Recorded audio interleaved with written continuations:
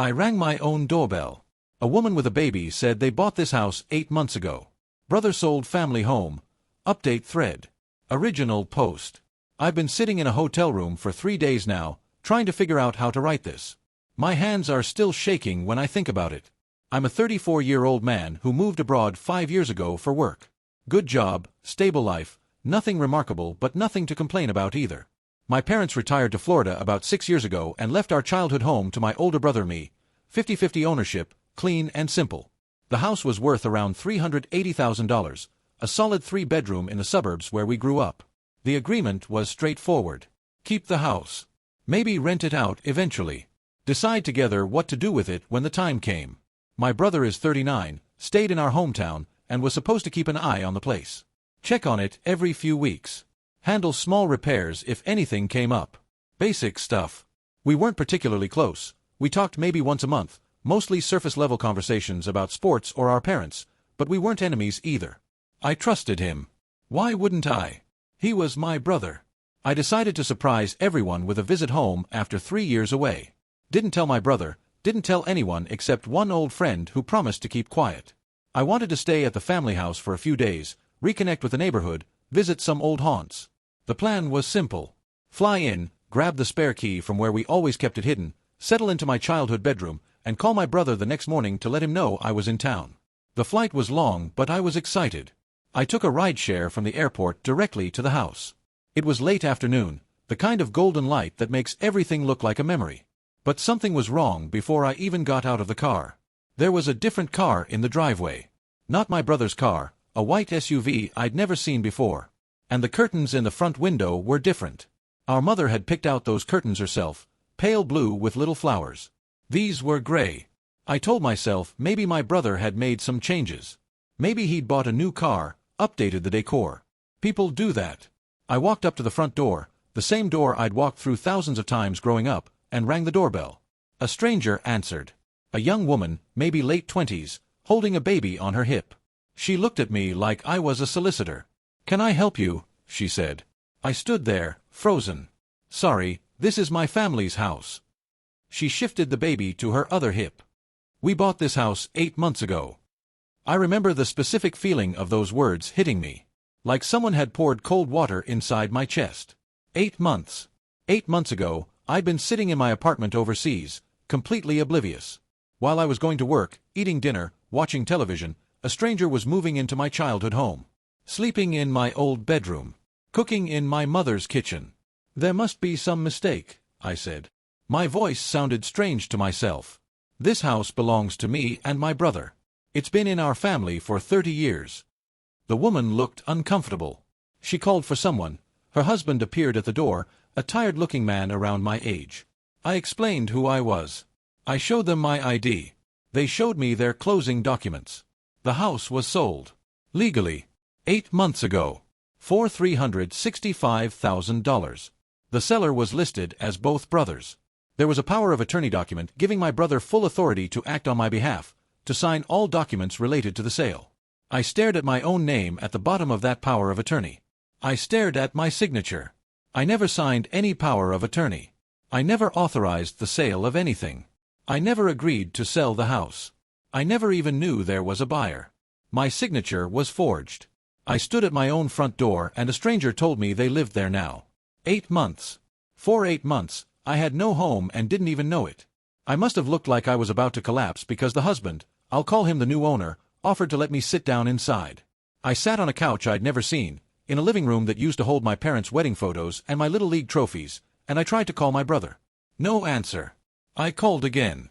The line was disconnected. I called the number I had saved for him for years, the number I'd called for every holiday and every casual check-in, and an automated message told me it was no longer in service. I trusted him with one thing. One thing. Watch the house. Instead, he sold it, forged my signature, and disappeared with $365,000. Update 1. The investigation begins. It's been 2 weeks since my last post. I want to thank everyone who reached out with support and legal advice. I've been running on caffeine and adrenaline, but things are finally starting to come into focus. Unfortunately, the picture isn't pretty. The first thing I did after that horrific doorstep conversation was go to the county records office. I needed to see the official documents, to understand exactly what had happened. The clerk was sympathetic when I explained my situation. Apparently, I'm not the first person to walk in looking like I'd seen a ghost. The records confirmed everything. The house was sold for $365,000 to the new owners. Below market value, but not suspiciously so, just enough of a discount to attract a buyer willing to close quickly. The sale went through a legitimate title company. Everything was signed, notarized, recorded. Legal in every way that mattered. Except for one thing, my signature on the power of attorney. I hired an attorney that same week.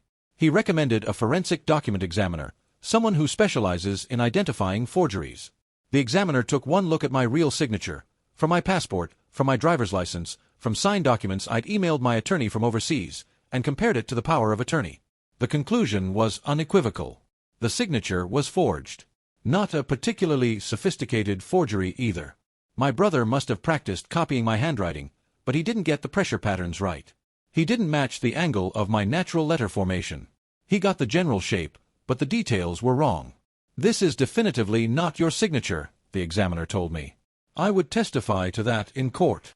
I filed a police report that same day. The detective assigned to my case was initially skeptical. Family disputes over property aren't exactly headline material, but his attitude changed when he saw the forensic report. This wasn't a misunderstanding. This was fraud. The investigation revealed that my brother had planned this for months. He'd consulted with at least 2 different real estate agents before finding one willing to work with his timeline. He'd researched the power of attorney process. He'd found a buyer, the current owners, who needed to close quickly because they were relocating for a job. He offered them a below-market price for a fast sale, and they jumped at it. They had no idea. They went through a legitimate title company. They did everything right. They were just as much victims of this fraud as I was. My brother timed everything perfectly. He knew I was overseas, knew I rarely called, knew I wouldn't notice anything was wrong. After the sale closed, he quit his job, cleared out his bank accounts, and moved to a different state. He left no forwarding address. He changed his phone number. He vanished. He didn't just steal from me. He stole from that young couple too. They had a baby. They spent everything on that house. My brother didn't care who he hurt. The detective told me that without knowing where my brother had gone, there wasn't much local law enforcement could do. But the case had crossed state lines now. Wire fraud, interstate theft, identity crimes. That meant federal involvement. I never thought I'd be grateful to hear the letters FBI. Update 2, The Hunt. 3 weeks since my last update. I apologize for the delay. Things have been moving fast and I've barely had time to breathe. After the initial investigation confirmed the forgery, I became somewhat obsessed with finding my brother. I know the FBI was working the case, but they have hundreds of active investigations. I was just one more file on someone's desk. I couldn't sit and wait. I hired a private investigator, a former law enforcement officer who specialized in locating people who didn't want to be found. I gave him everything I had: my brother's old phone number, his last known address, his vehicle information, his social media accounts, all deleted, his ex-girlfriend's contact information. The break came from an unexpected source: his new girlfriend. Apparently, my brother had started dating someone a few months before the sale. She was younger, attractive, worked in marketing. They'd met at a bar. What she didn't know was that my brother was planning the biggest theft of his life. What she also didn't know was that she was terrible at privacy settings. My PI found her Instagram. It was private, but her Facebook was public. And she was posting photos from Arizona. Nice restaurants. Pool days. A new apartment complex visible in the background of one of her sunset shots. She wasn't posting pictures of my brother directly, but she was posting pictures of meals for 2, of a hand reaching into frame that wasn't hers, of a shadow that looked distinctly masculine on the wall behind her. The PI cross-referenced the apartment complex with rental records. He found a lease signed 3 months ago. The tenant's name wasn't my brother's. He'd used a fake identity, but the physical description matched.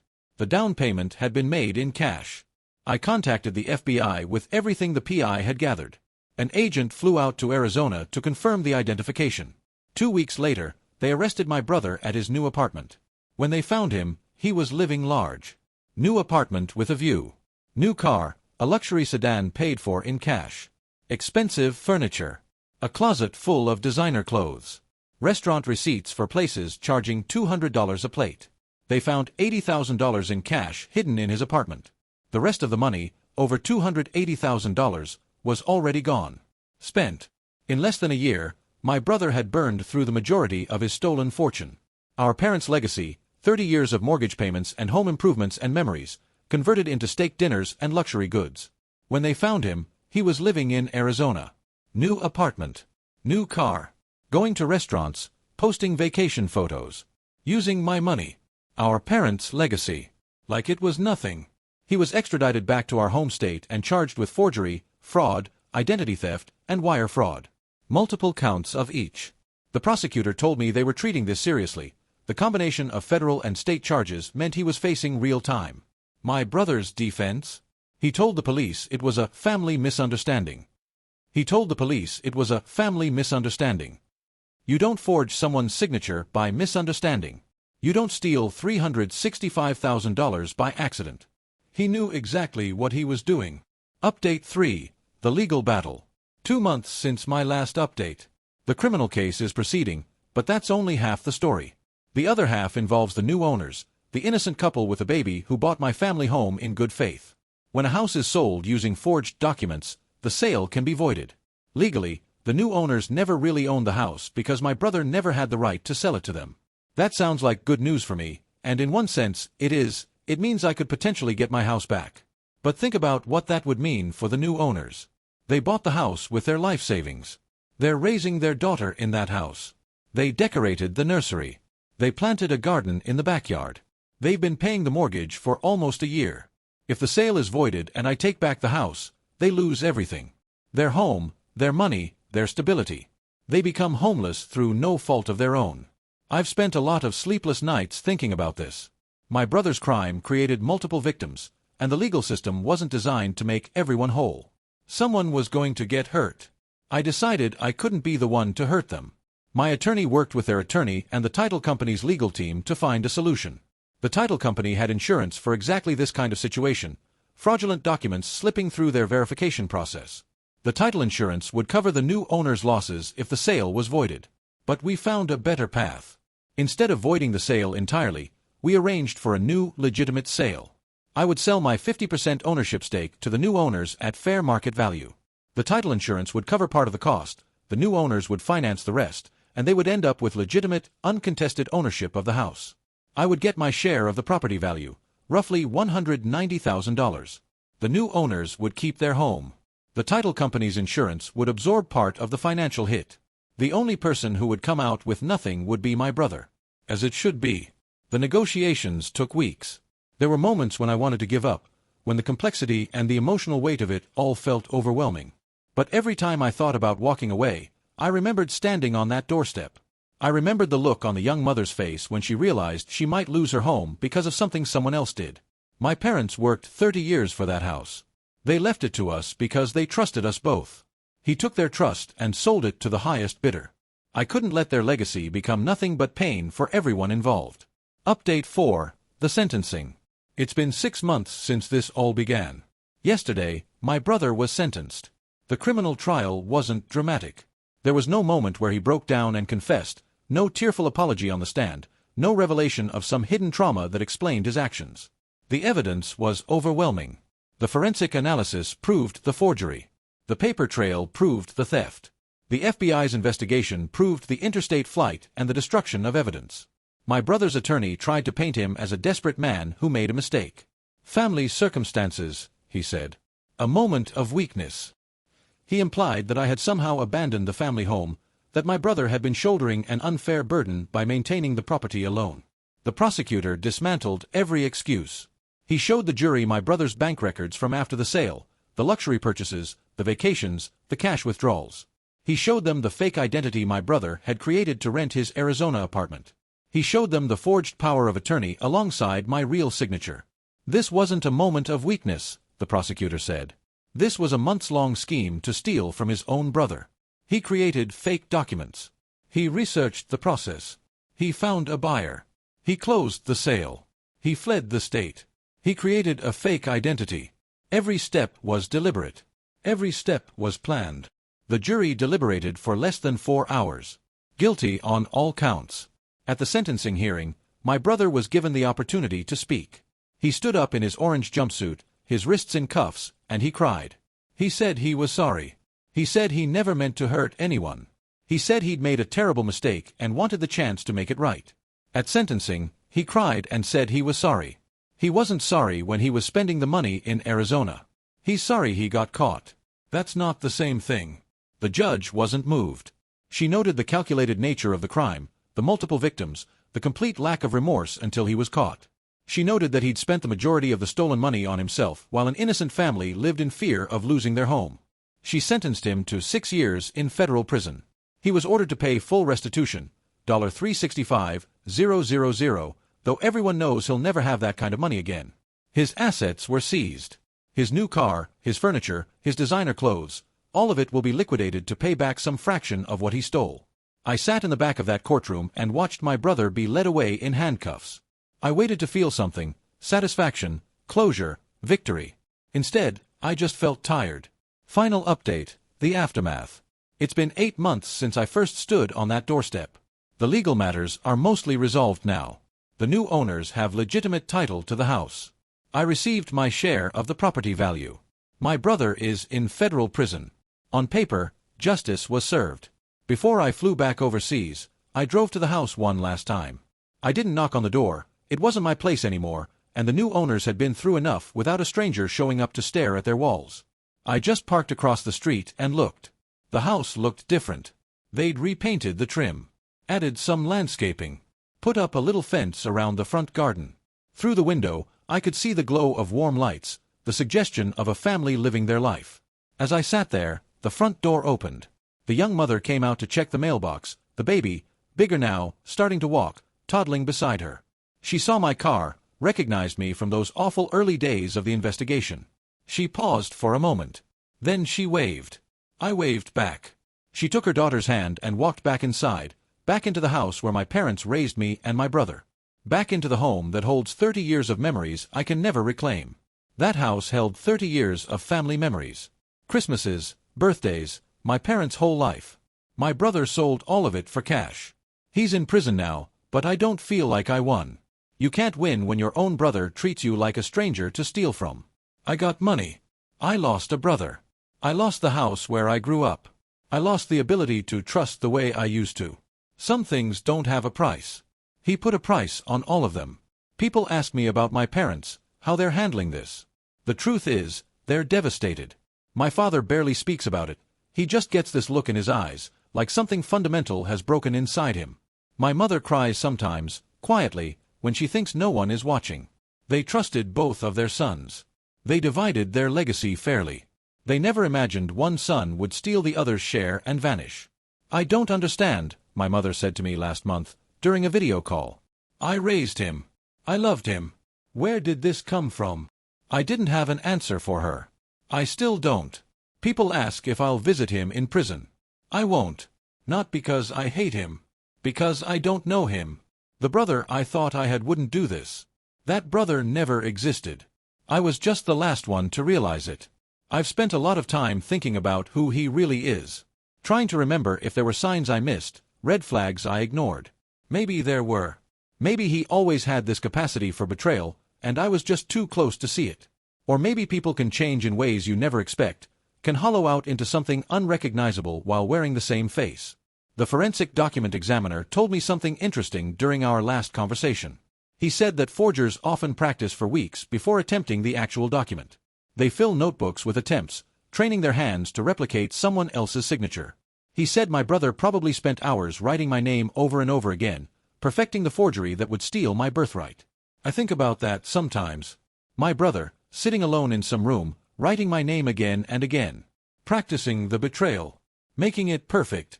That's not a moment of weakness. That's dedication to deception. That's cold. That's calculated. The money I received from the property settlement is sitting in an investment account. I haven't touched it. Part of me wants to donate it all, to give it away to charity, to make something good come from something terrible. Part of me knows that's foolish, that my parents would want me to use it to build a life, to buy a home of my own someday. I haven't decided yet. I'm not sure I can look at that money and not see my brother's face, not remember standing on that doorstep while a stranger told me they lived there now. What I do know is this: the family I grew up with no longer exists. My parents are heartbroken. My brother is a criminal. The house is gone. Whatever we had, The Sunday dinners, the holiday gatherings, the assumption that blood meant loyalty, it was always more fragile than I realized. It only takes one person to shatter it all. I'm back overseas now, back to my job and my apartment and my routine. Life goes on. It has to. But some nights, I dream about that house. I walk through the rooms as they were when I was a child. My mother's curtains in the windows, my father's chair in the living room, my baseball gloves sitting on my bed. I wake up reaching for something that isn't there anymore. My brother didn't just steal money. He stole the ability to go home. He stole the foundation I didn't know I was standing on. He stole the brother I thought I had. He's sitting in a federal prison right now, and he'll be there for the next 6 years. But I don't think about him much anymore. What's the point? The person I'm angry at doesn't exist. The real brother, the one who could forge my signature without flinching, who could watch an innocent family move into our childhood home knowing they might lose everything, who could spend our parents' legacy on restaurant meals and designer clothes, I never knew that person at all. Some people have asked me what I would say to him if I saw him again. I've thought about it. I've written speeches in my head, angry accusations, questions demanding explanations. But I always come back to the same conclusion. There's nothing to say. There's no explanation that would make sense of this. There's no apology that would undo it. There's no amount of prison time that gives me back what I lost. So I won't visit him. I won't write letters. I won't answer if he calls. I'm not punishing him. I don't have that kind of energy left. I'm just done. The last thing I did before leaving that neighborhood for what will probably be the final time was drive past my old elementary school. It looked smaller than I remembered. The playground had been updated, new equipment replacing the metal jungle gym where I used to hang upside down. A group of kids were playing in the yard, their shouts carrying across the parking lot. I watched them for a minute. Kids who had no idea about betrayal, about forged documents, about brothers who become strangers. Kids who still believed that family meant something solid and permanent. I hope they're right. I hope their families are different from mine. I hope they never have to learn what I've learned. Some trust, once broken, can never be repaired. Some family, once destroyed, can never be rebuilt. Some things, once lost, stay lost forever. I drove away from that school, from that neighborhood, from that house. I didn't look back. There was nothing left to see. TLDR, my brother forged my signature on a power of attorney, sold our parents' house without my knowledge, and disappeared with $365,000. I tracked him down, got him arrested, and worked with attorneys to make sure the innocent buyers could keep the house. He's now serving 6 years in federal prison. I got my money but lost my brother, not to prison, but to the realization that the brother I thought I knew never really existed.